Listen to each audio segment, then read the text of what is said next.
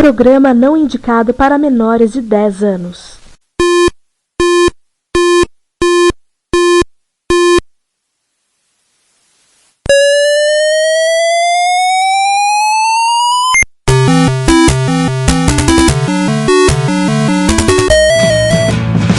We bought it to help with your homework.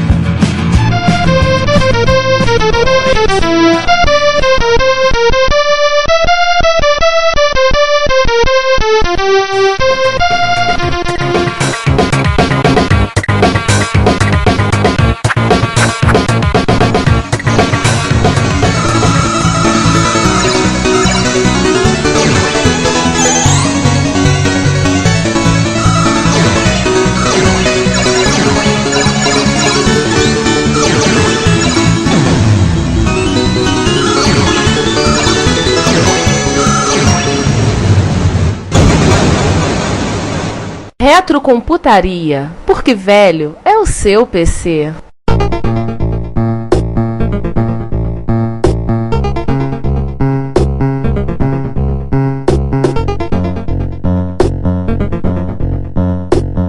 Graphics Interrupt Memory Enhancement. Eles pegaram o que era o VDG, pegaram o que era a SAM, juntaram, melhoraram cada uma das duas funções e criaram o GIME. Inclusão da MMU permitindo um mapeamento de mais de 64K de RAM em blocos de 8. Tudo isso no GIME também. Isso me lembra a questão da Maper da MSX, só que os blocos eram 16. O Coco 3 vem de fábrica com 128K de RAM, expansível para até 512, mas alguns usuários chegaram até 8 MB. O Márcio tem um Coco 3? Márcio não. Márcio não. Não, Márcio não tem. Você tem cara de coisa do Márcio. Quem não sabe, não lembra o Márcio Lima de Carvalho, que já teve o prazer de gravar com a gente algumas vezes. A fama dele entre os amigos é que sabe como é que é o Márcio, né? Ele é meio exagerado. E um novo Color Basic, porém, para não violar a licença da Microsoft, o que ele faz? A RAM original joga na RAM com as atualizações, que foi desenvolvido pela Microware. Ou seja, interessante, para não violar a licença, ele pega a RAM original, aquele truquezinho que eu e o Sandra discutimos há pouco. Isso aí. Joga na RAM e aí mete o patch em cima. Exato. Né? Ou seja, expõe a capacidade. Não há violação de licença, não foi trocado. Eu fazia isso de monte na LZ, mas violando a licença, né?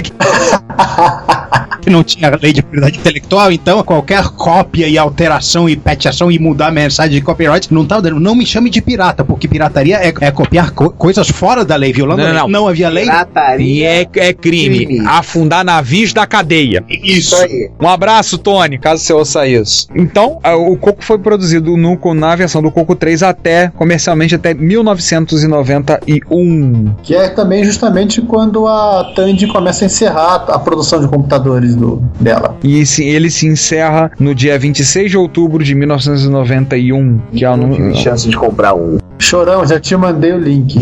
Qualquer coisa, a Cloud9 tá aí para isso mesmo, né? Viu?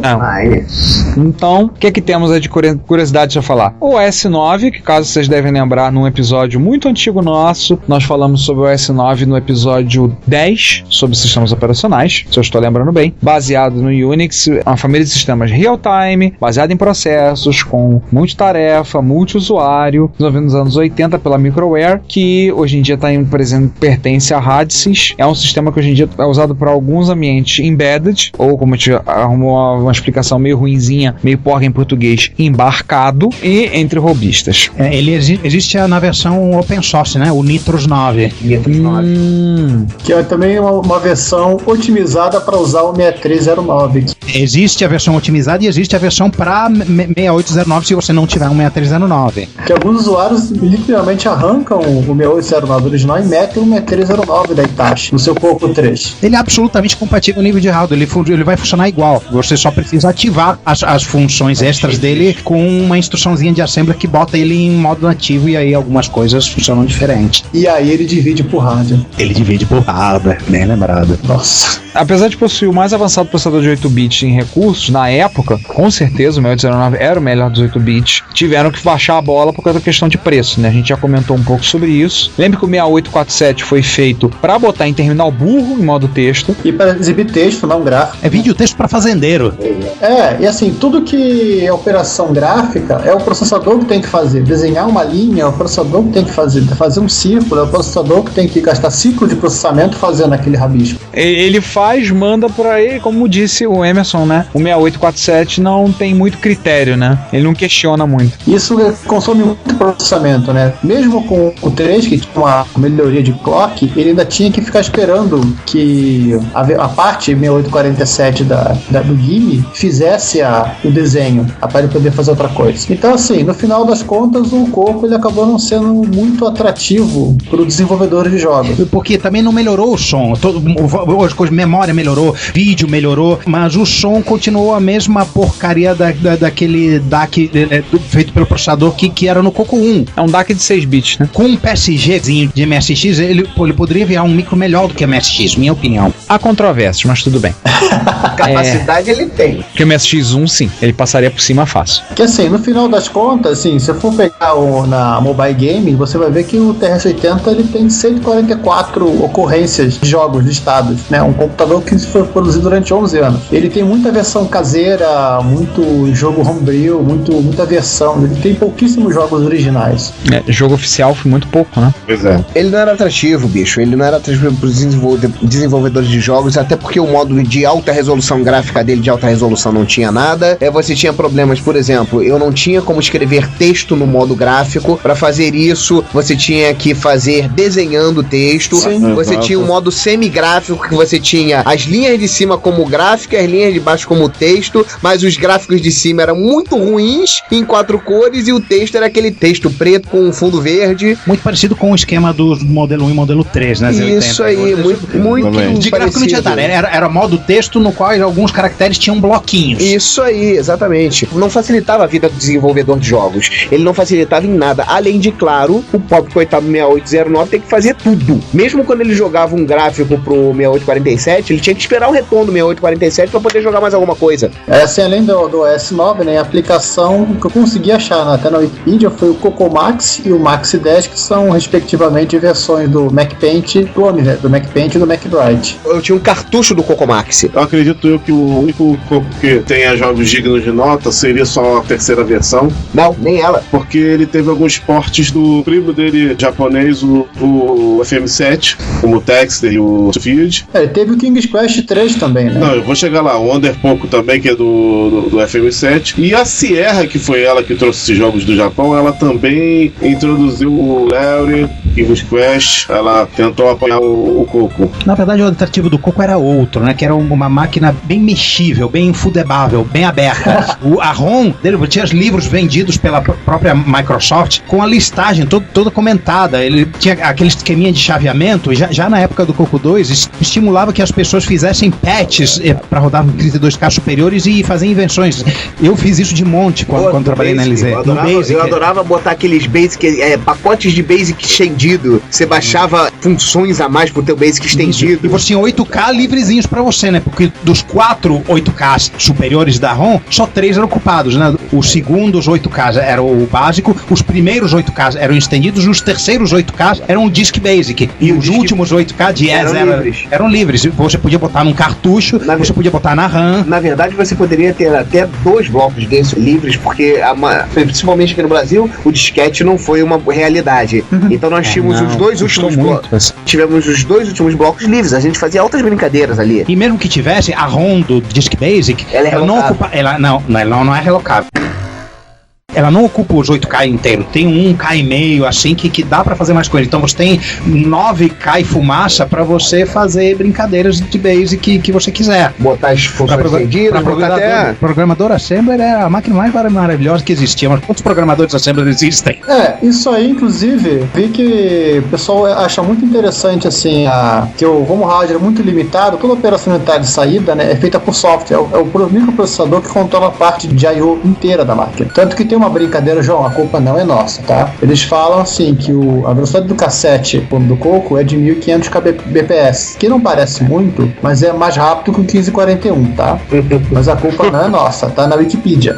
O Wikipedia trollou o 1541. Até eles. Não, todo mundo trola o 1541. Não, assim, mas a Wikipedia trollou o 1541, acabou a conversa. Sim. É. E assim, mas parece o seguinte, enquanto o Coco tá lendo a fita cassete, ele só tá lendo a fita cassete. Só isso, não faz nada além. Ele não vai fazer mais nada. Ele só vai parar de fazer isso se der um erro ou acabar a leitura. Fim da história. Mesma coisa tocar som, mesma coisa ler o disquete. Aliás, menino, amigo, pra ler o disquete tem uma barbaridade na controladora de disco do Coco, que é a seguinte: se você for ver o loop da leitura de setor, a parte lá que lê os registradores do 1743 para ler os dados, o clock do 6809 é tão lento que se você colocar um teste, você não tem tempo suficiente para ler os bytes que vem do FDC. Então, é um loop infinito. Você tem lê byte, coloca, incrementando o ponteiro de memória, ou lê, no caso de escrever pro disco, e jump incondicional. Você olha para aquilo, ele vai entrar aqui, não vai sair nunca. Como é que esta porcaria vai funcionar? Ela funciona do seguinte jeito: o sinal de red, né, de que o setor acabou, da controladora de disco, está ligada na NMI do Color. Uau! E aí, antes de você fazer a leitura, o programa aí. Isso. Não, tem uma rotina handler de NMI que não faz nada a não ser que tem uma determinada flag. Se estiver determinada flag, o handler de NMI altera o conteúdo do program pointer para ir depois daquele loop infinito, para sair daquele loop infinito. 0,01% dos ouvintes vão ter entendido isso, mas aqueles que entenderam vão ficar horrorizados. Não. Que gambiarra terrível. Não é mentira minha, eu mostro pra você. Lá no PDF do Disk Basic Unraveled, você vai achar isso. Mas assim, resumindo, pra ler o disquete, o Coco ele precisa do botão de pânico. Isso, ele precisa do botão de pânico. É NMI. Isso aí. Só um detalhe sobre. Bonito, que a gente falou pouco. Pera aí, João, ainda estou me recuperando. Você tem 5 segundos porque eu queria falar um pouquinho do Basic. Vai. Bom, pode falar agora. O Basic dele notoriamente, ele é muito bom. Muito mesmo, foi lá que eu aprendi a programar. O Basic do Coco, ele é um dos Basics mais próximos ao GW Basic. Menos uma coisa que ele não tem: inteiros de precisão dupla. Não. Toda e qualquer variável numérica é inteiro de precisão simples, e olhe lá. Menos o Dragon. O Dragon, que tem um Basic diferente, ele é muito parecido em hardware com o Coco, mas não é tão parecido na ROM. Ele tem um Basic diferente que os inteiros são de precisão dupla. Pra vocês terem uma ideia como é que o Basic dele era tão bom, se você comparar com o Basic do MSX, basicamente o que ele não tem são todas as partes gráficas que o MSX tem a mais, de produção de sprites, as screens, screen, por causa que isso é do hardware do MSX, que o MSX tem isso e o Coco não tem. Sim. Pra você ter uma ideia, as partes sonoras, apesar de ter um DAC safado, play e o sound estavam lá. Estavam lá, play e sound. São equivalentes também, não são? É mesmo uma são equivalentes. A macrolinguagem DRAW do MSX. DRAW é de lá, eu lembro disso. Sim,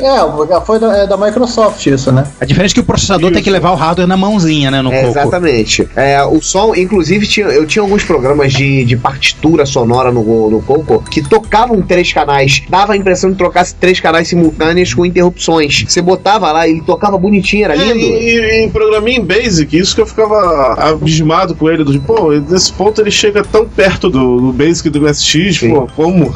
O único problema é quando você precisa fazer outra coisa ao mesmo tempo em que você está tocando som, né? Por exemplo, o jogo. Existe, aí você vai jogar um joguinho de ação, né? Tipo um Puyan da vida. Aí você vai ver que tá tudo bem, a ação, os gráficos bonitos, o teclado. Toda vez que ele faz um plique. E os pliques são super curtos, né? Toda vez que ele faz um plique, alguma coisa para na tela. É aquele negócio, tinha um Basic e o hardware não acompanhava o Basic. É verdade, o Basic era muito poderoso e ele tinha 2 versões do Basic. Você vê, ele era Microsoft Basic e Extended Basic. O Coco 1 tinha o Microsoft Basic, o Coco 2 ele vinha com o Microsoft Extended Basic. No meu contato foi com o Extended porque o CP400. E o Basic foi feito para ser extensível. Ele tem vários hooks que você pode colocar funcionalidade adicional nele. Inclusive, há pouco tempo atrás, atrás, eu fiz um programinha que eu tinha pensado em fazer 27 anos atrás e que acabou não dando tempo. Que é o seguinte, existe um processador de texto no Coco chamado Super Color Writer que ele desenha as teclas. Ele bota, em vez de um grid de 8 por 8 pixels, ele bota um grid menor, caracteres ainda legíveis, e ele pode botar 51 ou 64. E tem maiúscula e minúscula. Tem maiúscula e minúscula. Acentuação e o caramba. Aí eu pensei, porra, tudo bem, tem esse editor de texto, mas não seria legal se o Basic funcionasse desse jeito? Aí surgiu na minha mente a ideia de fazer isso. Em 1980 e fumaça. Aí a parte Color da LZ acabou, fui pra PC, fui fazer outras coisas, blá, blá, blá. Em 2012 fui voltar pro mundo da computação, resolvi fazer aquela ideia que eu deixei pra não fazer. Olha só, cara. Aí tá feito, tem um programinha no SourceForge que chama-se Cachaça. Ele só tem um fã, mas não é qualquer fã. É o Robert Gaut, uma sumidade dos... Ele andou dando os inputs, né? Sem comentário. Sem comentário. Cara. Olha só, o link do SourceForge vai pro nosso show notes, porque até eu vou curtir ele e eu quero testar ele. Só pra terminar sobre o Basic, só tem uma coisa do Basic do Coco que eu odeio. Não é nem o Basic em si, aquela maldita tela verde. Ah, que isso, cara. Remete a terminais, é tão bonitinho. Aquele cursorzinho arco-íris piscando. Não, o cursor arco-íris tudo bem. Agora a tela verde, aquele verde agredia meus olhos. Tudo bem que aquele cursor é pra comunidade gay, né? Tanto que a revista principal se chamava Rainbow. Rainbow, isso aí, Rainbow. Tanto é que é o meu computador de predileção, né? Rainbow é uma banda muito boa, cara, nos anos 70. Ô, gente, só um detalhe. Aquele cursorzinho arco-íris que ele faz aquilo trocando o modo de vídeo do 6847. Como assim? Explica isso. Ele troca o modo de vídeo do modo 0, que é o modo texto, de fundo verde, porque o fundo verde não tem cor, é preto ou verde. Nossa. Ele faz aquilo chaveando onde está o cursor para o modo gráfico, depois muda e fica mudando para mudar as cores. O modo gráfico de 9 cores. Mas não é o Basic que faz isso, é no hardware, né? É no hardware. É o software. Não. No software é só dar um pouco, é um caractere. Você dá posso mudar o cursor? Os cursores não são que caracteres tem. Se você der o print de 32.255, você vai ver todas as cores. E aí ele pega os caracteres que são caixa cheia e vai alternando entre eles. São só poucos na memória de vídeo. Então, Juan, isso parece que é feito pelo próprio 6847 na rotina que desenha a tela. Porque esse modo não existe no 6847. É verdade, o modo de texto no 6847 é só preto e verde. Ele não tem cor. Tá. Isso é verdade. Mas então o hack tem que ser no hardware. Sim. Porque pro software, pro assembler, é simplesmente um caractere a mais. Você bota o caractere na mesma posição e alternando entre aquela tabela. Porque assim, a Samsung tem um computador que usa o 6847, ela faz esse mesmo truque pra exibir caractere em Hangul. Aí vem o momento vaca, né? Comentários bovinos.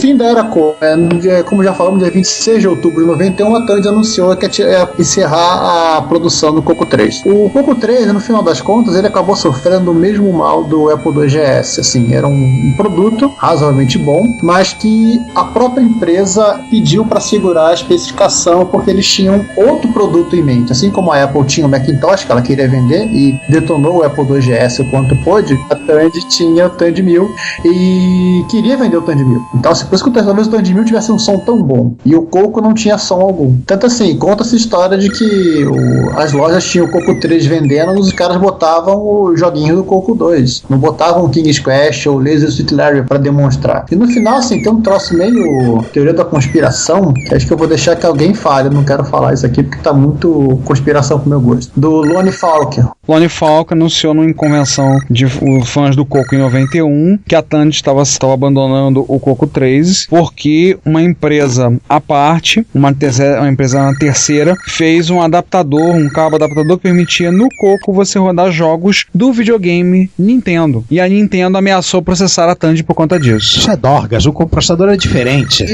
Eu acho isso muito bizarro. Hardware totalmente diferente, um cabo.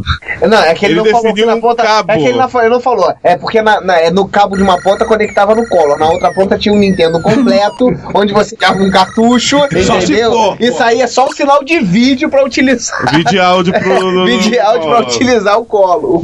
Já vi pessoal fazendo isso com MSX e PC Engine. Eu já vi nego fazendo isso com a VDU. MSX e Master System. Abraço, Ozzy! Muito provavelmente a Tandy já estava querendo cancelar encerrar a linha de produção e conseguiu achar o pretexto que precisava, né? Pô, mas foi um pretexto feio, hein? Sim, desculpa, muito esfarrapada, por sinal. Mas assim... O estranhamento desse pretexto é, primeiro, já apareceria alguma coisa que sustentasse a tese do Lonefall. Quase 25 anos, mais de 20 anos de diferença. Provavelmente alguém já teria uma foto disso, já teria dito quem é essa terceira empresa. Já apareceria. É Dorgas. Desde todo o processo de recuperação da memória histórica dos micros clássicos dos anos 80, isso já teria aparecido. Pois é. Com certeza. Com certeza. Isso parece um pouco com a história de uma empresa que queria desenvolver uma placa de emulação do Macintosh pro Apple IIgs, que a Apple mandou ela ficar quieta. Mano, isso é mais viável, né? Essa até é mais viável, mas também não tem o nome da empresa na história, né? Então, Dorgas também. Sim. Vamos falar dos clones. Sim, o Coco foi clonado, né? Vamos lá. Fala aí, João. Vamos lá, deixa comigo. Vamos começar pelo Dragon 3264. Novamente de novo. Construído pela empresa Dragon Data Limitada, no país de Gales, que contém o 6809, 6883 e 6847, baseados na API da Microsoft. É um computador incrivelmente parecido com o Coco, porém não pode ser considerado um clone. Aí vem a pergunta que eu faço, Giovanni. Dragon roda ou não roda os jogos do Coco? Não roda, você tem que converter. É no estilo Apple II e TK2000. Mas nenhum deles? Eu nunca tive um Dragon pra testar. Não. Tem diferenças na BIOS, assim, o próprio programa em Basic, eles são compatíveis. Você pode pegar desde que não seja tokenizado. Mas a ROM em Basic é diferente. Mas os tokens, eles são diferentes. Você tem que salvar em ASCII. Tanto é que o Giovanni, pra quem tem input nacional, vocês estavam usando o programa de Dragon 3264 e não sabiam? Não, João. É uma coisa interessante. Se pegar input inglesa, você vai ver que ele tem, assim, quando ele manda uma listagem de Dragonzinho específico de Dragon, ele também coloca as adaptações pra você fazer no... Então ele tinha o do Color e tinha o Dragon, tinha os dois lá. Tinha. Sim, tinha ambas. Tá. Então pensei que fosse o mesmo caso do Apple TK2000. É parecido com o caso do Apple TK2000. Aliás, foi. Mas tem uma diferença que eu acho que as diferenças entre TK2000 e Apple acabavam que eram maiores do que as diferenças entre o Coco e o Dragon. Era uma diferença de hardware, né? O Coco era mais software. Era computadores iguais com BIOS diferentes. Sim. É tipo o Coleco e MSX, vamos dizer assim. Mais ou menos. Teve também uma empresa de Taiwan, a empresa chamada Shampoo, que lançou um... Não é aquele negócio de passar no cabelo, né? Não é shampoo. Isso é aquele negócio que os cabeças do Sandro não vejo há muito tempo, shampoo. Era há décadas. Exatamente. Não, ele vê, cara, o couro de cabelo fica meio oleoso. Você acha que só porque eu não tenho cabelo eu não uso shampoo? Enfim, vou deixar aí, gente, o pessoal do Sander de lado. Não precisamos saber esses detalhes do mórbido. Boba, você sabe. Não preciso te contar. Too much information. Mas assim, a Shampoo, muito provavelmente, ela não ficou meio desconhecida porque parece que a Tandy cuidou para que o pessoal mercado consumidor do Shampoo Color Computer não recebesse ele. Em resumo, eles viram a laser e falam, vocês não. Viram o caso da laser com a Apple. No México também tivemos um clone desenvolvido pelo Instituto Politécnico Nacional, um computador para ser usado em escolas, que é o MicroCep, que eu também não achei lá muita informação. Aí, o Chaves deve ter usado esse. Sim, coitado do Chaves. Agora sim, a parte divertida, vamos deixar que o próprio Juan fale dos clones nacionais.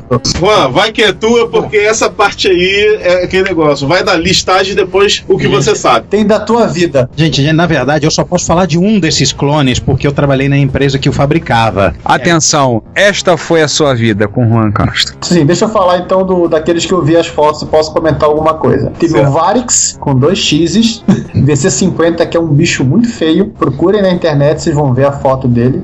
O MX1600 da Dynacom, o CD6809 da Codimax, um que nunca existiu, que é o TKS800, a microdigital, que foi desenvolvido...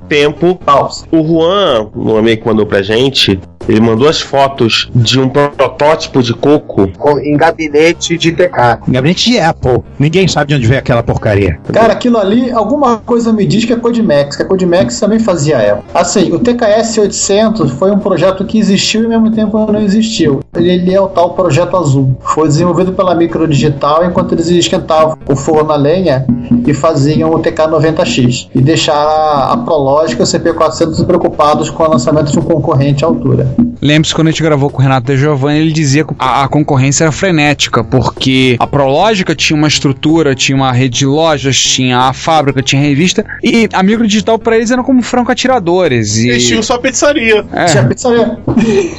Então essa pizza eles não botaram no forno igual as outras. Eu achei uma foto do TKS 800 hoje, olhando assim, ele não era muito diferente de um TK 2000 não, em termos de cara. Ele foi apresentado assim, sem ser ligado, ou foi apresentado em feira, olha, vamos lançar esse computador aqui, vamos lançar esse computador aqui. Acho que o objetivo era mesmo atiçar a Prologica e o CP400, que no final eles não lançaram. E agora vamos falar do outro clone, LZ Color 64, justamente com o sujeito que...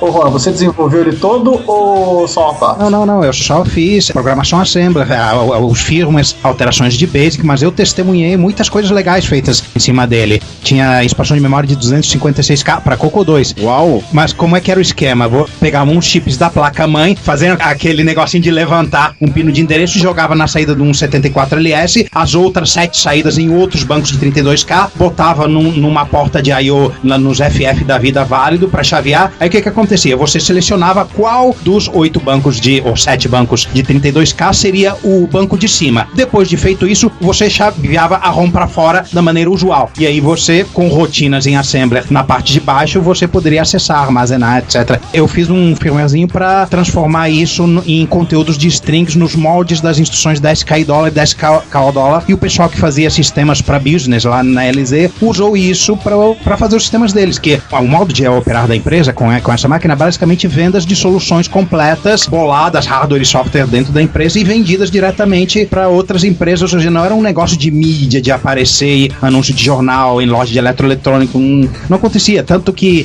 por isso que ele é tão obscuro. É provavelmente o clone mais obscuro de Color que existe no Brasil, mas como a pessoa que está aqui nesse podcast trabalhou nessa empresa e não na Prologic ou na Microdigital, é desse clone que está sendo falado. Trabalhou em que ano? Entre final de 84 e início de 87. Eu continuei na LZ depois de 87, mas só que aí migrou pra PC. A gente fez um... Você viveu na época mesmo da informática lenha, cara. Sim, meninos, eu vi. Sim, você pode chamar a gente meninos, cara. Depois de sair. Oficialmente. Tem mais coisa interessante nisso. Tinha uma interface de 80 colunas baseada num chip que não me lembro mais qual era o nome dele, mas era o chip de modo texto 80x25 full rec que todo hardware usava, terminal burro e etc. 6850. 6850? Todo mundo usou isso. Tenho quase certeza que era isso. Era uma programação bem simples, registradores, tinha uma memória de vídeo só modo texto, você fazia o scroll por hardware, apontando o início do vídeo pra linha 80 caracteres abaixo, e tá bonito. Era uma coisa semelhante ao do Cachars, porque você tinha que interceptar as rotinas de I/O de tela e teclado, tá tudo bem, essa foi uma coisa. Outra coisa era a rede paralela, o pessoal de hardware, né? Eu ficava ali na zona do crepúsculo entre o hardware e o software, o assembler, pegavam calculadoras da Dismac, ripavam delas toda a lógica de calculadora e transformavam ela em terminal para sistemas de ponto de venda e ligavam numa pia, e o Color era alterado para ter mais pias. Não me pergunte se havia plantação de 74LS para decodificar, porque provavelmente havia. O fato é que o Color ficava com de pias além das duas normais dele e recebia dados das calculadoras como terminais. Uma dessas calculadoras está exatamente atrás de você ali no canto. Comprei uma feira da Praça 15 agora. Eu cheguei na feira da 15 e vi uma calculadora igual a que a gente usava. Olha só, cara. Comprei por R$20. Pix or it didn't happen it, por favor. Pix. It did happen because Pix. Tá? Ararão. Gente, por favor, tire uma foto desse momento, dessa gravação aí, porque merece, tá? Mas tudo bem. Olha só uma coisa, era o dono da LZ que você me contou uma vez? Sim, um dos donos da LZ é o Ricardo Seco, que pelo sobrenome é pai da Global, exatamente na qual vocês estão pensando. Uau! Mais um... Eu vi criancinha pequenininha num churrasco de confraternização. Uma das festas de fim de ano da empresa ocorreu na casa do dono lá, e a criancinha rondando, filhinha do Seco, bonitinha. Aí ignorei e fui conversar de futebol comercial. Oi, Débora! Eu poderia ter cultivado contato. Aí vem a história de que a menina que você ignora no passado te ignora no futuro. É verdade! Que beleza! Gente, tá muito... Eu vou acrescentar um detalhe que eu tô reparando aqui. O Commodore 64, eu só vi um funcionando, mas bem na minha frente. Eu pensava que ele era o Coco... Ele, o gabinete é igualzinho ao do Coco 1. Mas não. Preto, né? É um cinza azulado chumbo. Isso. Mais da bonito que o ciência Coco, moderna, na minha opinião. Eu mandei a foto aí. eles vendiam software de CP400 em fita e disco. Sim, eu lembro. Lá tinha o Commodore 64, que eu pensava que era o Coco 1. Então, assim, o Commodore 64 ele não tava no mesmo mercado da Prológica e da Microdigital na base do vender pro usuário final, né? Até fizeram uma tentativa, mas viram que a concorrência era pesada, os investimentos, era minha teoria, né? Não sei se isso aconteceu, só os próprios aqui poderiam dizer. Falar em próprios, eu estou fazendo uma convocação aqui, pessoas que trabalharam nisso, que tenham algum material a respeito dessa máquina, porque realmente é uma máquina que se tornou muito obscura. Ou então o próprio, né? Ou o próprio também. Eu tinha o meu, eu botei pra consertar lá na própria LZ, e ele sumiu junto com a divisão Color da LZ, pô. São funcionários da LZ, devolvam o Commodore 64 no Nossa, porque o drive não estava funcionando, o computador estava funcionando. E pensar que aquela empresa onde o Giovanni, o Sandro e o Márcio trabalhavam, pensar que pra quem pensava que só nela lá que o computador era levado pra consertar e as peças eram tiradas e o micro tomava um destino ignorado. Tá vendo? Isso era mais comum do que parecia, gente. Fabricante do micro, isso que E o micro do funcionário! Só que eu comprei subsidiado ainda, então o prejuízo foi menor, mas... Nossa. Mesmo assim. Mesmo assim. O Juan está compartilhando essa parte da história viva e esquecida do Color Computer no Brasil, porque todo mundo é CP400 pra cá, CP400 pra lá. Estamos saindo do lugar comum. Tem que ter algum outro hack que eu esqueci, mas tudo bem, a gente tá... Deixa eu te fazer uma pergunta. Compatibilidade binária dele? Total. 100%. Total. A ROM era meio hackeada, mas com cuidado suficiente para ele continuar compatível, com exceção das máquinas business. A gente fez uma versão assim com cara séria, assim como o Expert tinha cara séria em relação ao Hotbit, eles fez uma máquina com cara séria com um teclado assim, destacado por cabo. Só que como o teclado tinha que ir às 8 vias da linha e voltar às 8 vias das colunas, o cabo era um negócio assim doloroso. Mas funcionava. Era de um certo calibre, né? Chamavam de... Era um cabo incrivelmente flexível. Tinha até teclado numérico, só que as teclas numéricas eram obviamente duplicatas elétricas das teclas da linha de cima. Sem problema, no Expert também é a mesma coisa. No Expert. No Expert também era. Esse micro foi só protótipo? Foi para clientes, mas ele não foi vendido em loja, foi vendido como solução business to business. Vale a mesma coisa, se você é cliente da LZ e tem guardado em algum lugar essa máquina, por favor, compartilhe a existência dela com o mundo, que eu acho que as imagens dela, pelo que sei, só existem na minha mente e na de outras pessoas que trabalharam nisso. Em tempo, Sander, se você comprou alguma coisa ou copiou alguma coisa da ciência moderna de CP400, era tudo feito na Commodore 64, tá bom? O nível de compatibilidade rodava tudo 100%. Os hacks de ROM eram feitos por Moá, então eu garanto que a garantia sou eu, literalmente. Garantia sou eu. Até me lembro o nome das fitas, era Micromac com capa preta. Micromac, eu lembro. Eu lembro dessas fitas Micromac. Eu não falo, mas eu lembro das Micromac. Eu também lembro. Não, eu tenho fita Micromac. Eram gravadas em Commodore 64 lá na ciência moderna. É que assim, essa máquina e também as outras malucas como a Varex e o Codimax e o próprio MX1600, eu sempre achei que eles fossem equipamentos que existiram ao mesmo tempo não existiram. O cara fez 5, viu que não vendeu, tacou fogo e tocou a vida. Eu vou ser bem sincero, clone do Coco no Brasil eu só conhecia os CP400, o MX1600 que eu cheguei a ver na época que saiu. Nunca tinha visto. E a história do mesmo. E a história do TKS 800 na Microdigital que nunca saiu. Eu vi o Codimax na reunião de TRS que teve lá em São Paulo uns meses atrás. Olha, acho que o Codimax não foi nacional, foi? Codimax nacional.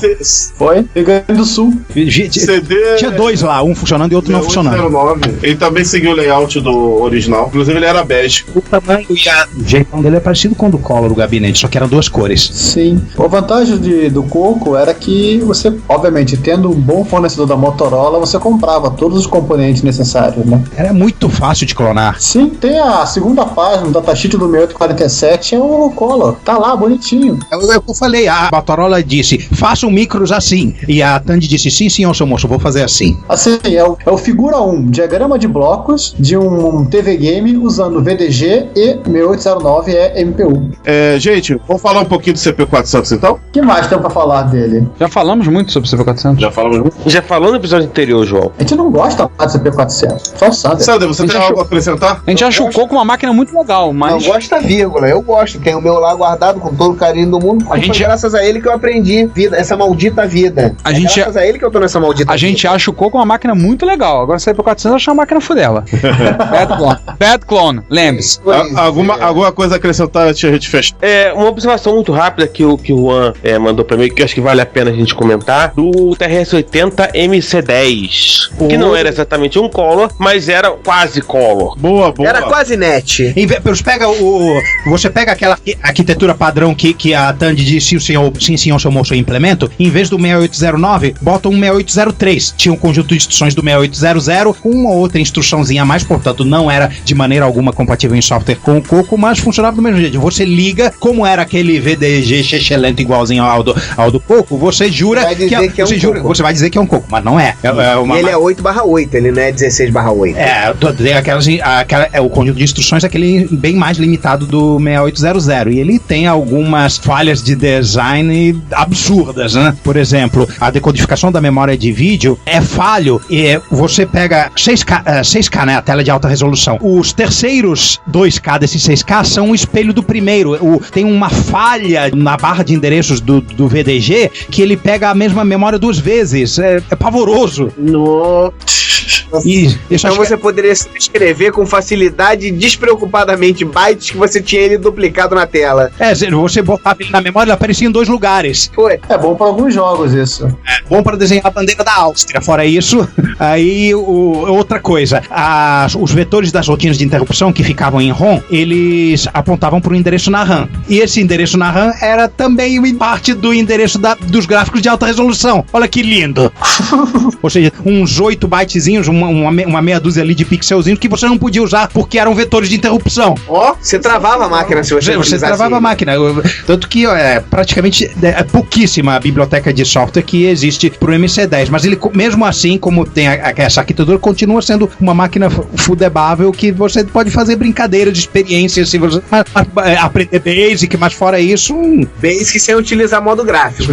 Se você for utilizar modo gráfico, você trava a máquina. Só aqueles semigráficos. Ele tem aqueles semigráficos bloquinhos iguaizinho do Color. Pô, mas o mais legal do MC-10 é que ele deu origem a um dos micros clássicos mais bonitos de todos os tempos. Alice? O Matra Alice. O Matra Alice corrigiu algumas das falhas de design. Não sei se o primeiro Alice, mas a terceira geração de Alice, que tinha um gabinete que apesar de também vermelho, ele não lembrava o formato do MC-10, ele corrigiu algumas das falhas de design e de software de filme do MC-10. Aliás, Juan, deixa eu fazer uma pergunta, já que a gente tá falando da família 68, o MC-1000, como computador que... Não, aliás, é 80. Não, calma, sei, mas como ele também tem o 6847 dentro dele, é padrão realmente a memória de vídeo ficar separada num bloco de 6K? Ao contrário do VDP do MSX, a memória de vídeo do Color e também a do MC-10, ela é acessível diretamente pro processador, tanto no modo gráfico quanto no modo texto. No MC-1000 também, você dá, acho que é Alt 255, alguma coisa, e você passa a ter acesso. A memória de vídeo vira a tua própria RAM. Mas a minha pergunta é... bank switching. Sim, deixa eu chegar na minha pergunta, que ela é curiosa. Porque no Coco ele não faz bank switching. Você tem 6K para um modo gráfico e esses 6K são 6K do seu endereçamento que você passa a não ter pro Basic. É que assim, uma coisa muito curiosa do MC-1000 é que ele tem 6K. Na verdade, ele tem uma daughterboard muito gambiarra, onde tem 3 chipinhos de 2K de SRAM nele, e ao invés de ter um chip de 6K, que acho que não existe. Mas parece o seguinte, na placa do MC-1000 tem uns jumpers, muito curioso isso, onde você pode dizer que você está usando 8K de SRAM pro 6847. O 6847 ele enxerga 8K de memória de vídeo? Só se você quiser usar um modo superior a 256 por 192 por 2 cores, tipo 246 192 4 cores, não sei. Não... É, porque tá disponível tá desenhado nos esquemas do MC-1000. Eu não sei se o 6847 é capaz disso, porque o modo mais superior documentado dele é 256 vezes 192, o que dá exatamente 6 KB. É, porque eu sei que o meu 6847 ele não é tão flexível quanto com aquele que é o CGA, o 6850, né? Não, 6845. 6845, ele não é tão sofisticado quanto o 6845. Você pode fazer quase qualquer resolução que você tiver com vontade de fazer, do set que ele dispõe. Mas eu fiquei curioso com isso, do talvez 8K de memória de vídeo. De MCB eu não conheço, eu não saberia lhe dizer. Do ponto de vista de programação, ele lembra muito o Coco nesse assunto. A única coisa que ele tem de diferente é o microprocessador, né? Só. Sim, e um PSG. Ele tem uma Y. É isso que eu ia falar. Tem o PSG, Basic de Apple. O Basic de Apple, processador de Z80, chip de vídeo de colo. Ele foi criado num castelo na Transilvânia e ele é ligado com raio, né? Só pode. E aparece de um clone de Z81. Nossa. Sim, ele é um popurrí dos anos 80. Exatamente. As peças foram trazidas por um concurso chamado Igor, só pode. Sim. Não, gente, olha só, um adendo. Eu tô vendo aqui várias fotos do Matralice, tem umas fotos bem bacanas. O primeiro modelo é parecidinho com o MCB, só vermelho. Não, mas lindo, ele vinha numa caixinha onde você botava ele, tudo ligado, aí tinha as fitas, botava o gravador dele, aí passando aqui, de repente eu cheguei na Patrícia Matra. Vocês teriam que estar vendo o que eu tô vendo aqui pra vocês poderem entender.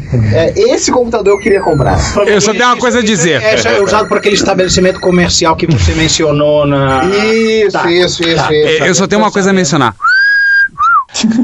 Belos gráficos. Entenderam, né? Belos gráficos. Acho que a gente pode fechar pedindo Juan. Você é um cara mais ativo da comunidade de Coco. O que está sendo feito em termos de Coco hoje em dia? Bom, tem a Cloud9, né, que vende a Super IDE e a Liberate 09, que foi feita pelo Boise Pitre. Boise Pitre, que é, por sinal, que está fazendo um projeto de fazer um livro sobre a história do Color Computer, pegando informação, ele e outro autor também da área tecnológica, esqueci o nome dele, e eu humildemente estou contribuindo as minhas historinhas para ele também. E se alguém tiver outras historinhas, seria bom também, porque se do jeito que tá, vai ficar parecendo que o clone de Coco mais conhecido no Brasil foi o Color 64. Não, eu acho que isso não reflete muita realidade. É verdade. Temos que arranjar alguém da Prológica. Com certeza. Algum design italiano, talvez? Sim, não. Toda a equipe da Prológica foi enterrada com a última linha de montagem deles. Na verdade, a Prológica era um faraó, e quando o faraó morreu... Quem fazia isso era o imperador chinês, cara. Não, os faraós também.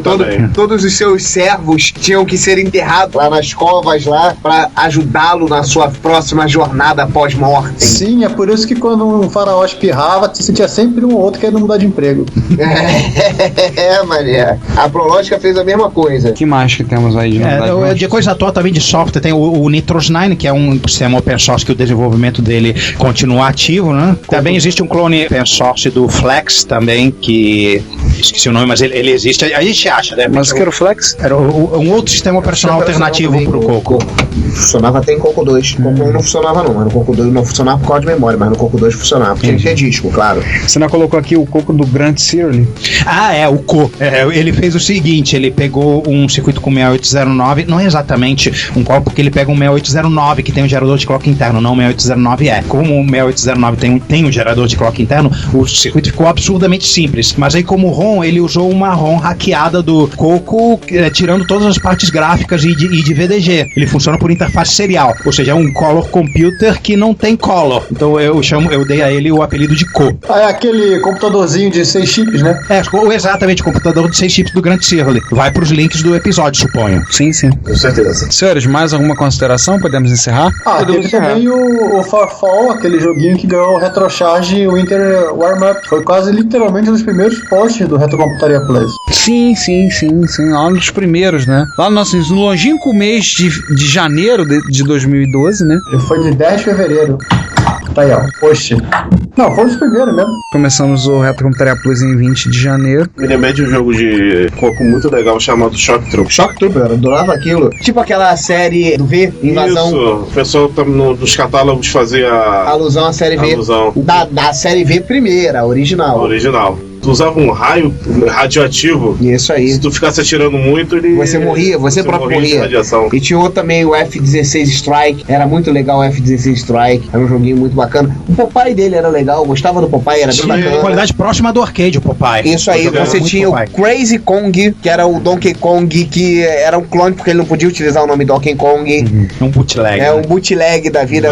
Isso aí é uma coisa interessante dos jogos do Coco, como eram versões não oficiais, né? os nomes são um pouquinho diferentes. São genéricos. Eu tinha o Mon Patrol do Coco, era legal. Sim. Que era o Lunar Patrol. Melhor que o do Spectrum. Melhor do que o do Spectrum, melhor do que o do MSX, melhor. Era melhor do que o MSX você forçou. Era melhor do MSX você forçou. Não. Melhor do que o Spectrum, qualquer um. Mostro pra vocês. Começa a porradaria. Corta o microfone dele. Play more. Aqui, vou procurar no YouTube. Não, peraí. Eu vou procurar pegar o microfone. Enquanto o Sander tá procurando aqui, querendo provar o improvável. No YouTube? Podemos encerrar, gente? Sim, podemos. Só mencionar mais uma série de jogos excelentes pro Coco e característica do Coco, que são os Adventures. Sim. Adventures do Bob Withers. Black Island. Ah, isso. Black Sanctum, Vortex, Trackboyer, Sea Search. Sequest. Não, Sea Search. Tinha o Sequest. Ele chamou de Sequest, mas aí teve o problema de marca registrada com alguém, seriado, sei lá. São 6 jogos que foram feitos por ele e outros Adventures. O Coco era forte de Adventures. Sim, eu lembro. Isso. Sands of Egypt também. Excelente. Os do Bob Withers, ele liberou, tem coco3.com, essa página está às vezes online, às vezes offline. Se tiver offline, de repente eu pego o meu espelho, porque ele liberou esses jogos para todo mundo baixar. Interessante. Então, senhor, acho que podemos encerrar, né? Acho que a gente pode, vamos concluir. Então, antes de tudo, agradecer ao nosso convidado, Juan, pela presença, pela Muito disponibilidade obrigado. de estar aqui presente, estar gravando com a gente. Compartilhar essa história não contada até esse momento. Se eu não tivesse te conhecido, eu não saberia desse DLZ. Pra mim, clone de Coco tinha parado em CP400. Ela deixou de existir no início dos anos 90. Como eu falei, pra mim, Coco clones eram o CP400 1 e 2, o TKS 800 que não saiu e o da Danacom, o MX 1600. Ah, Ricardo, e pra encerrar, deixar o nosso convidado feliz, só clicar no link e deixar a foto baixando. Ah, tá. Computer Her. A musa inspiradora do Juan. Uma das, né? Tem a Jerry Ellsworth, tem a Blonde Rex. Eu não sou ciumento. Então tá, gente, vamos para as nossas considerações, vamos encerrar por aqui. Esperando que vocês tenham ouvido a gente até aqui, tenham gostado bastante, tenha sido interessante pra gente, pra vocês conhecerem um pouco mais do Coco. E marcamos e riscamos 2 itens na nossa lista, nessa brincadeira. Com certeza. Ó. O problema é que a gente risca 2 e bota 3 na lista, então... Tá sempre cheio. Pois é, né? Então faz parte. Aham. O agradecimento, cada um faz as suas considerações finais pra gente poder encerrar. Quem começa? Começa você. Tá, então, a todos vocês, nossos ouvintes, mais uma vez, nosso muito obrigado. Continuem comentando, falando, dando a sua opinião. Agradecemos sugestões, críticas construtivas, presentes, máquinas clássicas doadas e coisas assim desse tipo. Voltamos no próximo episódio, daqui a 2 semanas, cujo assunto eu não faço a menor ideia do que vai ser, mas eu tenho certeza que a gente vai se divertir um bocado gravando. Esperamos que vocês se divirtam ainda mais ouvindo. Obrigado pela oportunidade de participar desse episódio, de compartilhar essas histórias que estavam presas na minha mente por todos esses anos e agora estão soltas pelo mundo para serem ouvidas. E tchau. Eu tô feliz em saber que eu vi um Commodore 64 lá na minha infância, eu gravei joguinhos nele, pensava que eu tinha contato com o Coco americano, não tive, foi o Commodore 64 aqui do Juan. E, pô, histórias muito legais e esse é o objetivo do Retrocomputaria, a gente sempre pegar essa história esquecida da retrocomputação, tanto mundial quanto do Brasil. Tá isso aí, pessoal. Um abraço, até logo. Bem, eles pegaram um pouco no meu pé aqui, um pouco no meu calo, porque eu tenho um carinho todo especial por essa máquina, porque foi a máquina que me formou. Eu posso dizer que tudo que eu tenho hoje começou por ela, seja da minha vida pessoal, ou seja do meu trabalho. Eu tenho muito que agradecer ao que ela me trouxe. E eu aprendi pra caramba, né? Foi a minha primeira linguagem Assembler, foi a Assembler do 6809, eu aprendi o básico lá. Gostei muito. Juan Carlos foi um prazer imenso, eu já o conhecia, mas eu não conhecia essa vertente de tão longo conhecimento sobre a plataforma. Foi um prazer aqui estar contigo e espero que os ouvintes também tenham gostado. A gente vai se falando e até o próximo, até daqui a 2 semanas. Gente, mais uma vez, obrigado por nos acompanharem até o final desse episódio. Espero que vocês tenham gostado. Eu espero que, para quem não conhecia, passe a conhecer e se interessar um pouco mais por essa máquina. Quem já conhecia, tinha aí um Coco, de repente tá aí precisando de carinho e atenção, vale a pena dar um pouquinho de carinho e atenção pra ele. E a gente volta no próximo episódio daqui a 2 semanas. Se o Ricardo não sabe, imagina eu o que vai acontecer daqui a 2 semanas. Enfim, tchau. Então, gente, até mais. Nos vemos também de mais uma vez daqui a 2 semanas. A pauta a gente vai botar no sorteador automático de pautas para ver de que lança. E aí sim, vamos tentar gravar alguma coisa. Agradecer também ao Juan por ter aparecido. Juan, amigo do pai da Débora. O empregado do pai da Débora. O empregado do pai da Débora. Não, mas eu assisti o Confusão Adolescente. Pra mim, ela tem 12 anos pro resto da vida. Não sou só eu que tenho essa impressão, né? Ah, então, a Acontece. Então assim, gente, obrigado por terem ouvido nós, escutado nós. Agora lembre-se de comentar nós também, que é importante. E a gente se vê no próximo episódio. Até mais aí.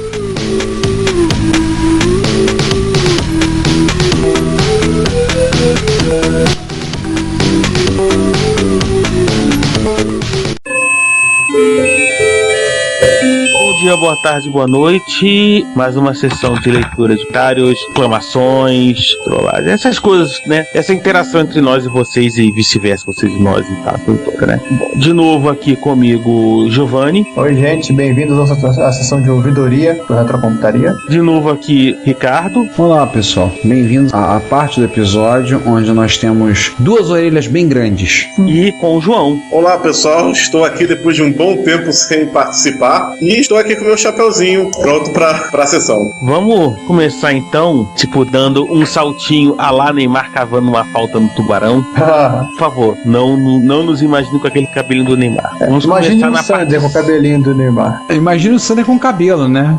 Assim. Mas não precisa ter cabelo.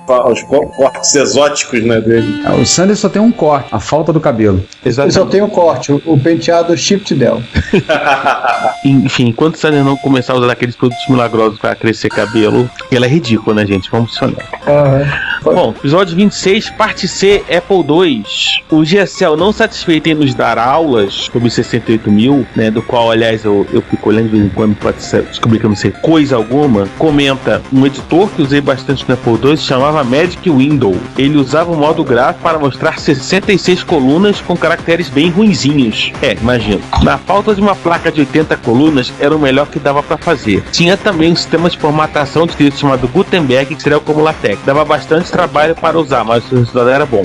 Eu fiz algumas animações no Apple II com o programa TGS, The Graph Solution, que era a coisa mais primitiva possível. O programa Take One era muito mais amigável, mas menos popular no Brasil em função de ser um sistema de proteção contra cópias razoavelmente bom. Até no drama, né?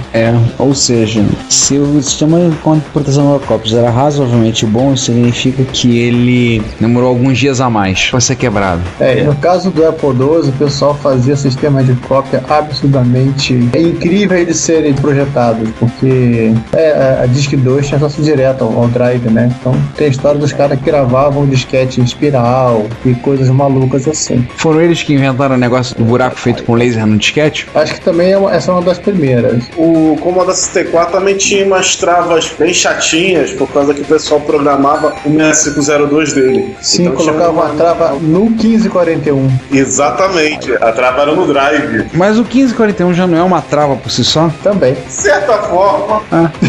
É nesse sentido, né? O próprio fato do 1541 ser o 1541 já era uma trava. Citando o Gestel aqui, tinha um trollagem. Isso nossa cota de trollagem ao 1541. Mas eu queria falar o seguinte: o Apple II também tinha a versão do Fantavision, aquele programa de animação que depois saiu para Mac, PC, tinha para Amiga, Apple II GS e companhia. Isso eu não conheço. Então ele é mais antigo do que eu pensava. Sim. Aí tem o Daniel falando algumas coisas sobre a surpresa do Atari para RetroRio, que não era má ideia, que ele já tinha. A surpresa era uma expansão de memória para o Atari 800XL dele, que só chegou depois da RetroRio, mas depois diz: fiquem tranquilos que eu levo na próxima ou numa MSX se me permitirem. E aí dá uma risadinha, o Juan diz: eu, como promíscuo que sou, aprovo totalmente essa iniciativa e aproveito a manifestar a intenção de levar o MC10 com a expansãozinha de memória que montei. Resta ver o que o fiel e monogâmico curador do evento decidirá. Bem, o fiel e monogâmico curador da MSX Rio, ou seja, eu, disse: MSX Rio é encontro de MSX. Lógico, por mais que sejamos simpáticos a outras plataformas, no way. Tem sido uma máxima nossa. O Daniel teve que aturar algumas reclamações porque ele resolveu desafiar o esquema do encontro e na última MSX Rio em outubro levou um BBC micro. E nessas horas a gente tem uma pessoa para decidir isso de uma forma amigável, né? Que vem junto com a sua ferramenta de trabalho, o pacificador. Um abraço pro Rogério Belarmino. O Peacemaker. Vem com o Peacemaker, o seu taco de rock na grama e resolve essa questão toda. E nessa aí eu fui censurado. Recebi meu micro, um PC 88, Ricardo arrancou o micro da mão e botou logo na bala do carro e fechou.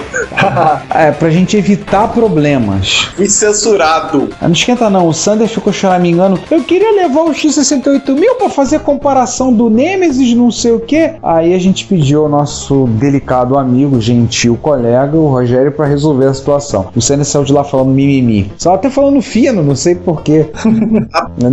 Depois que ele conversa com o Rogério, ele sai falando fino. Apesar que teve um compact no MSX Rio, não foi ligado, até porque ele tava com defeito, mas apareceu um X68000 compact lá. Muito bonito, por sinal. Isso não quer dizer que não vai haver mais Retro Rio, não quer dizer que a gente vai mudar o esquema do encontro. O encontro, a MSX Rio, continua sendo um encontro de MSX. É o foco, tem sido dessa forma. A Retro Rio de 2012 foi um encontro muito bacana, nós gostamos muito, como vocês ouviram, que nós falamos dela em episódios passados. E se você não veio, uma pena. Esperamos poder ter você em 2013. Em 2013 teremos outra Retro Rio, com certeza. Estamos pensando em que data, como vamos fazer. Tivemos sugestão de trocar local. Vamos pensar e vamos decidir. E continue ligado no Retro Computaria, que você vai acabar sabendo quando vai ter a Retro Rio. E aí na Retro Rio, ninguém é de ninguém. No bom sentido, claro. É claro. No sentido canônico da palavra.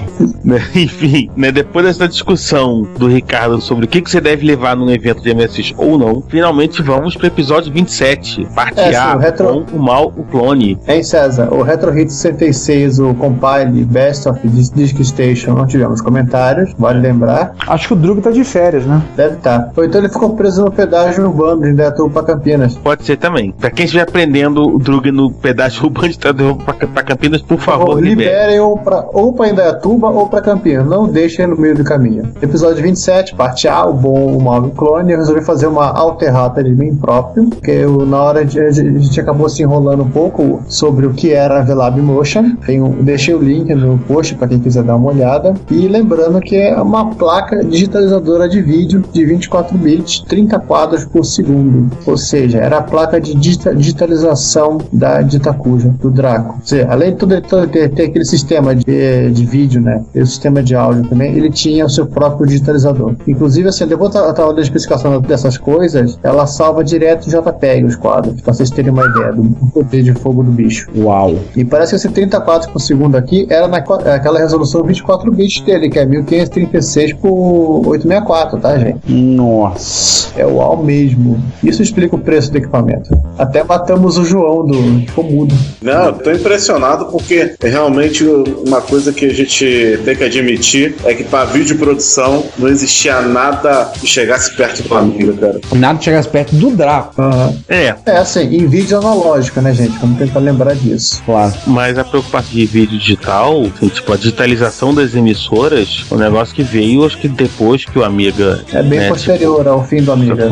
Eu acho que já é de 10 anos pra cá, então sim, já não usavam Amiga e assim e tal.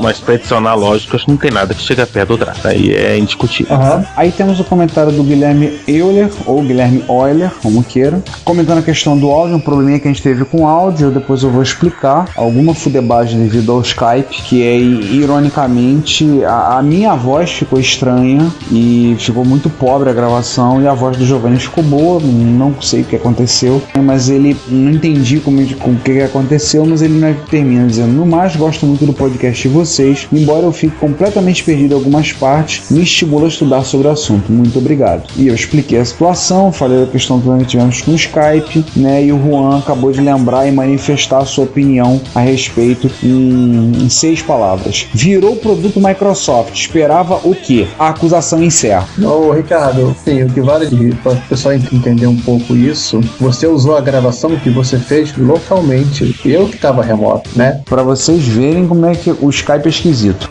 E a tua gravação aqui ficou perfeita. É mole? Então, para vocês verem como é que o Skype dá dor de cabeça, como ele é esquisito. Vai entender. Tirem as crianças da sala. Bamba. Enfim, Daniel Campos, caminhando 7 horas da manhã, indo para o trabalho e escutando o Sander falando da parada aqui em Campinas é dose. Enfim, Daniel, foi muito pior na hora, mas deixa Pergunta idiota. Vai por mim, seria um expert hot Pergunta idiota. Seria um expert Hotbit clones, Giovanni? Pois é, foi a resposta que eu passei pra ele, né? Não só dizendo que o Sander não conseguiu resistir ao comentário comentário que eu citei antes da gravação, né? De que na semana anterior tinha sido a parada gay aqui, que ela passa na rua, então, ou seja, teríamos que parar a gravação pra esperar ela passar. E não deu jeito, ele teve que falar alguma coisa. Mas quanto ao Expert Hotbit, assim, eles são computadores MSX, seriam mais ou menos clones, só que eles fazem parte do padrão MSX-BR, que é uma norma da BNT. Eles seguem essa especificação. Eles são MSX, mas eles são uma espécie de subfamília. Inclusive os MSX nacionais, eles têm acentuação direta no teclado, uma coisa que eu não vi nos MSX vendidos na Espanha, e os holandeses e companhia. O Holanda acho que não tem acento no idioma, mas agora outros. Eu vi algumas adaptações, por exemplo, o Canon V20 francês tinha algumas coisas, algumas mudanças. O Canon V20 feito para a Inglaterra, ele tinha a tecla com Libra, mas pouca coisa. O francês tem algumas alterações, tem acentos sim. Eu tive um MSX com... mas no teclado? Sim, eu tive um MSX com teclado francês. Lembre-se da regra número 1 de usar um MSX com teclado francês. Não olhe para o teclado. É o que eu faço com o meu aqui. Se você olhar, você não vai conseguir digitar nada. Palavra de quem já tentou, e não fui o único que parou, olhou pro teclado, caramba, o que eu digito agora? Onde eu aperto? É muito estranho. Começar que você, para fazer o número, você tem que apertar Shift, a tecla do número. Nossa. Começa aí. Mas nisso aí me lembrar um abraço pro Márcio, que agora, a partir de muito breve, ele vai ser um feliz possuidor de um MSX da Yamaha, 220 volts, 50 Hz, teclado em francês. Tinha que ser pro Márcio. Ou seja, ele vai ter que se mudar pro Paraguai para poder usar o computador. Pois é. Aí eu faço uma pergunta pro Giovanni rápida. Você classificou MSX nacionais como uma subfamília, né, separada. Podemos dizer também que os MSX coreano, não digo japonês, porque o japonês é que é considerado a matriz. Então, não, o japonês tem um subset também. O japonês o MSX2 segue o padrão MSX-JE. Aqueles que tem os mais novos, os últimos que tem a Kanji-ROM. Isso. Então o coreano, que tem até uma screen própria pra eles, a screen perdida. Também é um subset. O árabe, o Al-Alamin, né? O Al-Alamin. Poderiam ser famílias separadas de MSX? São quase famílias separadas, porque eles foram literalmente localizados pro mercado que eles estão trabalhando, assim como os MSX2 que a Yamaha vendeu para então a União Soviética. Yamaha e Sanyo. Sim, a Sanyo também. Yamaha e Sanyo. Eu vi outro dia um MSX da Sanyo, acho que é um MSX1, com teclado em cirílico. Apareceu outro dia à venda no MSX.org, eu acho. Uau! E com Alcorão no ROM? Os árabes sim. Os árabes tinham MSX com árabe, mas também era um carcaço semelhante aos Sanyo, com árabe. Alguns com Alcorão na ROM, alguns com alguns joguinhos. Outros com o Mega Drive. Isso aí não leva em conta, tá? Isso aí vamos esquecer. Enfim. Mas tinha, essa preocupação com o MSX das localizações, eu acho que é uma coisa... Eu acho que foi o primeiro micro a ter essa preocupação, né? Pois é. Os Apple II chegaram a ter algum tipo de localização, né? O Apple II J Plus, que foi adaptado pro mercado japonês. Os próprios Apple II tinham teclado adaptado. Mas assim, era muito pequeno. Como os Spectrum, que tinham o teclado para traduzido pro espanhol, né? E tinham a tecla de Enercontil, porque senão eles não conseguiriam ser vendidos na Espanha. E o TK3000 conta que ele tinha também essa acentuação. Que ele foi mais um hack do pessoal da pizza, né? Ele é clone, mas é Apple.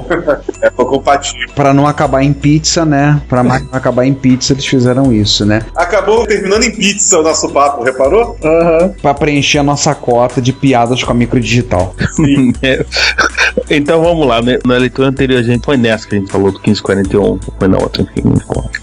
Enfim, eu tenho certeza que tem alguém controlando ali numa planilha que tá bem bacana as piadas que todo mundo espera que aconteça nos nossos episódios. Piada 1541, piada com a microdigital, o que mais? Piada com o Sander já fizemos. Porque imagino que um dia a gente fizer um episódio sem algumas dessas piadas vão cobrar da gente. Certeza. Vai ter gente reclamando no comentário. Vai. Qual a cota regulamentar? Nós temos a cota também de pular o tubarão, né? Pular o tubarão. Ainda bem que os nossos ouvintes nos lembram sempre disso, né? Enfim, vamos voltar a ler comentário que nós não terminamos isso nunca. Pois é. Sim. Alexandre Morgado. Começou muito bem o episódio, mesmo com problemas do áudio no final. Lamentável mesmo, só o diálogo homoafetivo entre dois componentes do podcast. Não sei se tem um diálogo homoafetivo, mas enfim. O pior de tudo é a gente ficar no meio daquele fogo cruzado. Na verdade foi uma grande piada feio, né? né? Não podemos fazer nada. E sobre as empresas, eu também conheço uma empresa brasileira chamada VTech. Não é VTech, nem VTech com H no final, é VTech, VTC, vtech.com.br, do amigo Marcos, que fica em BH, e é a empresa que criou o melhor chip de desbloqueio da época. Depois ele corrige que é chip de desbloqueio, o Thunder, pro PlayStation 2. É pra rodar Homebrew, né? E ele lembra que o Marcos também foi usuário de MSX e gosta muito de retrocomputação, e há algum tempo atrás, quando eu mostrei pra ele o MSX One Chip, me disse que se tivesse um tempinho, ia fazer um One Chip Brazuca. Pô, podia reservar um tempinho mesmo pra fazer. Bom, gostei da ideia. Tendo em vista, né, este participante do podcast é favorável a qualquer MSX One Chip Brazuca, também espero que tenha um tempo. João? Sim. Você que gosta. Você que gosta, fala esse comentário agora. Ah, tá bom. Vamos lá. Tem duas coisas que vamos dizer que tem a ver, né? Vamos lá. Leonardo Soares, 8 de outubro, disse: fala, pessoal. Bom programa como sempre. Parabéns. Uma correção. O teclado do TK95 não permitia inserir os comandos diretamente, como no Basic 128. Na verdade, o gabinete, como dito, é uma cópia do Commodore Plus 4, mas o teclado é semelhante ao do Spectrum Plus, onde algumas combinações para obter símbolos e modos de edição não são necessários. Eu não faço ideia se é possível, dá para fazer o mesmo que vocês fazem, mas já tentaram usar o Hangout ao invés do Skype? Com a palavra equipe técnica do podcast. A equipe técnica está estudando opções e alternativas. A equipe técnica tá vendo isso aí, e eu não sabia, ou não lembrava, que o teclado do TK95 não permitia inserir os comandos diretamente. Não, foi uma citação que o Sander fez, né? Você poderia digitar naturalmente, mas ele, no final das contas, ele é igual ao TK90, porque eles não mudaram muito a ROM, mas tem algumas combinações que são um pouco diferentes. Ou seja, e assim, apertava menos teclas ao mesmo tempo, né, Flávio? Sim. Esse negócio das combinações de tecla é uma coisa muito legal quando você está programando o interpretador Basic, né? Porque você te economiza a fazer a análise sintática. Então vamos lá. Só para terminar a sessão de comentários, temos um comentário do George. Mais uma vez um ótimo episódio, com muita informação. Em relação ao problema de áudio, como eu uso fone, não tive problema em ouvir. Por vezes a voz fica meio robótica, mas deu para entender. Literalmente me lembrava o Data falando. Ele passou uma dica aqui pro caso utilizássemos o Windows para poder fazer isso, que são programas que tem bastante para o Windows que otimizam o tráfego de pacotes no Windows. Só que assim, agradecemos a dica, mas eu acho que pelo menos pra gente, ou pelo menos pra mim e outros membros do podcast, é a plataforma errada. E até porque, na verdade, muitas vezes o problema mesmo são 3 operadoras diferentes e, enfim, as operadoras aprontam. As operadoras, o Skype. Lembre-se da que a gente canta nessas horas. Skype maldito, vamos todos travar. Lá. E tem também essa turma aí que não. Pessoal da operadora que tem a dificuldade de fazer coisas sofisticadíssimas como uma tabela de roteamento que preste. A tabela de roteamento bonitinha pro fraco. Por aí. Tá funcionando o MPLS, tá bom.